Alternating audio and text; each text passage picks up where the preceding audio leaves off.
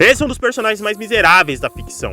Jun-Ho Park é um dos caras mais esquecidos quando falamos de luquismo. E é claro, em uma obra onde a gente tem Gun Park, Gukin e Samuel Seo, quem vai ligar pra um nerd que vive sofrendo bullying? Daí você lembra que esse nerd é 1000 vezes mais sádico que todos esses que eu citei juntos. O cara que tinha tudo, tava num bom colégio, tinha uma família estruturada e de repente, por mais influências e decisões erradas, acaba parando da cadeia. Daí você já viu, né? Um cara fraco e covarde em um lugar como esse não duraria muito, certo? É quando esse percebe que pra sobreviver em um lugar cheio de monstros, você precisa ser igual ou melhor, pior do que eles. É quando o garoto retraído, covarde e fraco morre e dá luz a um verdadeiro demônio. O cara vira o chefão da prisão. Quem desafia ele morre. A mente desse cara se torna uma das coisas mais doentias da obra, escalonando a ponto de se envolver com máfias e até os caras mais importantes e perigosos do verso de luquismo, levando mesmo a um final bem trágico. O que nos faz se perguntar, ele despertou toda essa perversidade na cadeia ou ele sempre foi assim?